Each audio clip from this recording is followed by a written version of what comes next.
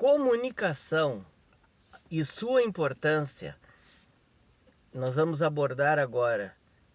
Essa que é a continuação daquele vídeo sobre os mandamentos para o motorista de aplicativo, que tem tudo a ver com comunicação. Só que comunicação é a nossa própria vida. A vida é feita de comunicação. Não é só os comunicadores, não são só o pessoal da TV, o pessoal do rádio ou os influenciadores digitais, mas todos nós no nosso dia a dia nós vivemos essa questão da comunicação. Uma comunicação bem feita pode lograr grande êxito. Uma comunicação mal feita pode ser uma desgraça, inclusive até uma tragédia. E uma boa comunicação, ela precisa de prática e consciência, entendimento, sabedoria, tudo coisas que Deus nos dá. Porque essa palavra, apesar de parecer não ter nada a ver com uma mensagem cristã, uma mensagem evangélica, o nosso Deus se comunica conosco. Da parte dele, a comunicação é perfeita, mas e da nossa? E como a gente chega até ele? Como que a gente chega até Deus? É se encolhendo ou se achando alguma coisa? São os extremos que nós temos essa tendência. Então nós vamos aqui conversar sobre 8 pontos sobre comunicação que podem nos ajudar a melhorar cada vez mais. E o primeiro ponto é pensar antes de falar. Então, a palavra de Deus diz: todo homem seja pronto para ouvir, tardio para falar, tardio para se irar. E também Provérbios diz aquela palavra que na multidão das palavras existe o pecado, existe o erro, existe a loucura. Então, pessoas falam demais. Então, a gente sempre deve pensar assim, se há uma relevância naquilo que a gente vai falar. Porque toda fala é uma comunicação. E comunicação não é só através da fala. Existem pessoas que comunicam com os olhos, comunicam com gestos. Mas aqui nós vamos abordar a fala, a comunicação verbal. Então a gente deve fazer sempre esse prognóstico. Eu, como motorista de aplicativo, me vejo muitas vezes pensativo, com a coceira na língua, aquela coceirinha, aquela vontade de falar alguma coisa, e a pessoa muda. Então eu fico mudo e eu fico sempre pensando se aquilo que eu vou falar tem alguma relevância. Se não tem, fica quieto, a pessoa não quer falar. Se ela quisesse, ela puxava. Quando o passageiro puxa a conversa, eu prontamente falo. E às vezes eu falo demais também, eu sei disso. Então, o item 2, focar na clareza e no propósito. Então, ser objetivo, ser facilitador, não começar a falar um monte de enrolação e uma linguagem difícil. Você vai tentar acomodar a pessoa. O apóstolo Paulo disse: fiz-me fraco para os fracos, fiz-me forte para os fortes, fiz-me louco para os loucos, ou fiz-me inteligente para os inteligentes, e assim por diante. Ele tentava se aclimatar, pedia a Deus sabedoria para ele saber chegar a um nível para ganhar a pessoa. Por exemplo, se você trabalha em vendas, você sabe o que é isso. Se você começar a mostrar um nível superior ao seu pretenso comprador, provavelmente a venda não sai.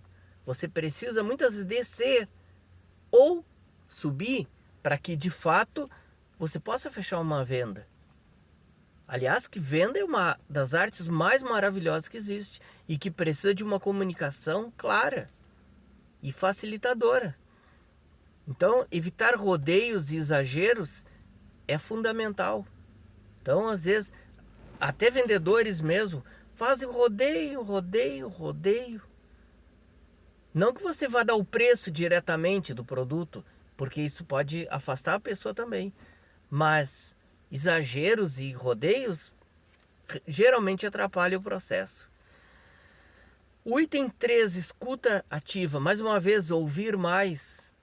Imagina um psicólogo. Esses dias eu estava vendo um vídeo, na verdade não estava vendo. Eu estou nesse momento Eu estou vendo aqui, tem vídeos que eu vejo por partes. Aí são mais longos ou não tem tempo para assistir tudo ao mesmo tempo, no mesmo momento. E o apresentador, uma pessoa que eu tenho uma admiração enorme, parece que está sendo entrevistado. Ele fala mais do que o entrevistado. E é uma pessoa maravilhosa. Inclusive, é essa crítica nos comentários do vídeo. Que ele está falando que ele deixa o outro falar porque o outro tem muito a nos acrescentar. Ele fala demais e eu acho que ele pensa que ele é o entrevistado. Então, ouvir mais é importante. O psicólogo mesmo precisa ouvir mais. Precisa, até para entender o caso do paciente, para depois ele falar aquilo que ele deve falar para ajudar. Então, ele precisa se colocar muitas vezes no lugar do alheio, no lugar do seu ouvinte. Precisa analisar realmente aquilo o que a pessoa está sentindo. Claro que ninguém sabe, eu não posso conversar com uma pessoa, olha, nem a minha esposa, que é a pessoa mais íntima que eu tenho, há 23 anos casado. Eu posso ler o pensamento dela, não tem esse dom. O único que lê pensamento, nem Satanás lê o pensamento, mas o Senhor é o único que conhece o pensamento. Mas pela convivência, se você tem intimidade com uma pessoa, você até sabe o que ela gosta, o que ela não gosta, como ela pensa, o que ela jamais pensaria, e você já faz um prognóstico. Imagina com uma pessoa que você não tem relação, que você conversa pela primeira ou segunda vez, que você vai entender o que ela realmente está querendo dizer, mas tente se colocar no lugar dela, porque ela está falando. Eu já tive problema sério com uma pessoa, porque ela trouxe uma crítica sobre um local, e eu, ao invés de eu ouvir mais, eu tentei defender esse local, e acabou que gerou um problema sério. Depois tive que correr atrás dela para pedir perdão e acertar a situação. E hoje a gente se dá bem, modo dizer, porque eu até nem vejo ele por muito tempo. Então eu tinha que me colocar no lugar dele e ouvir mais. Antes de se explodir, você deve ouvir. Você que diz que é pavio curto, que qualquer coisa se explode. Eu sou de um tipo assim que eu tenho pavio longo, mas quando eu me explodo eu perco as estribeiras. Então, a coisa não pode ser assim. Você deve procurar entender a situação. A quarta é a regra do porquê. Por que estou dizendo isso? Para que estou dizendo isso? Entendeu? Por que eu devo realmente dizer? Se a resposta não for clara, o importante é não falar. O quinto é o poder do silêncio. Oh, coisa boa! O poder do silêncio. Essa talvez seja uma comunicação que muitas vezes é mais importante do que a comunicação verbal. É a comunicação do silêncio. Às vezes a pessoa pede até um conselho. Só que se você não ficar em silêncio, ficar esperando, quem sabe você não dá a resposta para ela nem na hora e nem amanhã. Por quê? Porque a resposta pode exigir um trabalho seu maior. Então você vai dizer assim, não, vou lhe dar a resposta quando eu tiver realmente algo bom. Porque dar uma resposta a alguém que está lhe pedindo no momento pode ser complicado. Claro que depende da situação também. Talvez a resposta seja obrigatoriamente no momento. Então aí mais sabedoria de Deus você precisa. Agora, às vezes é um conselho de uma pessoa que não é para emergência. Se não é emergencial, fique em silêncio. É melhor o silêncio do que você falar bobagem. Ainda mais se isso pode alterar a vida de uma pessoa, de uma família inteira. Então, não se sinta pressionado a falar. Você não está sendo obrigado, ninguém botou uma arma na sua cabeça e diga fale. Não. Então, use o poder do silêncio. O sétimo, empatia. Nós já falamos, colocar-se no lugar do outro, para que você realmente possa procurar entender o seu contato aquela pessoa que você está conversando realmente, para que evite má interpretação. Então, daqui um pouco você fala uma coisa e ele interpreta outra. Ou ele fala uma coisa e você interpreta outra. Então, por isso essa empatia, nós nunca ouvimos falar tanto em empatia quanto atualmente. Então, é colocar-se no lugar do outro, procurar entender o outro. São coisas estranhas. A gente, quando não vive uma situação, é complicado. Certo? O que uma pessoa que vive na situação X enfrenta? Ou quais são os desafios? Se essa é totalmente fora da situação, se você não vive isso, é complicado você se colocar no lugar. Mas você pode aprender com essa situação.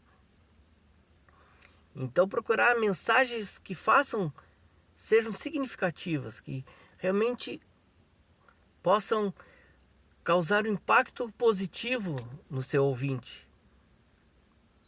E a gente, como motorista de aplicativo, a gente ouve muitas coisas absurdas, coisas que fazem sentido. Eu aprendo muito. Eu sempre digo que ser motorista de aplicativo é aprender todo dia. Todo dia eu aprendo alguma coisa. Ou eu aprendo ou eu ouço uma curiosidade.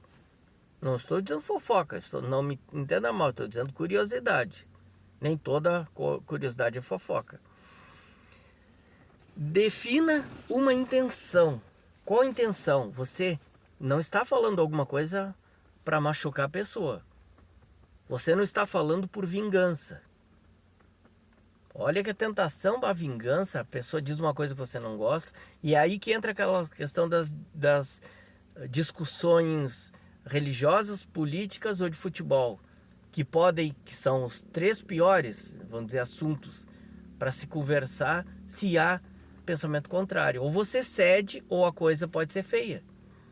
Então eu já ouvi falar de motorista de aplicativo que bate boca defende o seu ponto e bate boca com o passageiro. E não pode ser, isso aí não é certo, não é correto. E imagina você vendedor. Você vendedor, daqui um pouco vocês resolveram conversar algo fora da venda. E aí você começa a conversar pensando em que tornar o ambiente mais agradável. Daqui um pouco ele toca na sua ferida. E aí você pega e sai como se diz, com 4 pedras na mão. E aí como é que fica? A venda pode apertar a mão, tchau. E por último, ponto 8. Feedback e aceitar críticas. Pessoas que você sabe que são mentores ou que são pessoas que você pode confiar e o seu cônjuge deve ser essa pessoa. Peça o feedback. Não é fácil, porque junto com o feedback vem a crítica. E aceitar crítica é uma arte. Porque eu sempre digo, não existe crítica construtiva, todas são destrutivas. Porque tem crítica que destrói, mas destrói sabe o quê? O orgulho. Como é difícil ouvir uma crítica negativa, uma crítica chamada construtiva. Negativa ela vem a ser porque é uma crítica, né? Porque se não fosse crítica negativa, ela seria um elogio. Então, pelo menos é assim que eu vejo, né? Se você, psicólogo, está me ouvindo, me perdoe estar falando. Afinal, eu não sou psicólogo. Eu conheço a palavra de Deus, mas tem muito para conhecer ainda. Não posso me dizer psicólogo e nem posso dizer que sou um autoconhecedor do ser humano. Muito longe disso. Mas eu tenho um Pai no céu que conhece aqui dentro e conhece aqui dentro de cada pessoa, inclusive o que você está pensando agora. Ele sabe. Ele conhece a sua intenção. Então peça feedback para alguém que você confia, que possa acrescentar alguma coisa, para que você possa melhorar a sua comunicação. É importantíssimo, comunicação é tudo. Você precisa de comunicação para tudo que você fizer. Para que você pare de quebrar a cara, como a gente chama, é uma expressão, quebrar a cara. Não sei se é só no Rio Grande do Sul ou todo mundo aqui no Brasil usa essa expressão, quebrar a cara.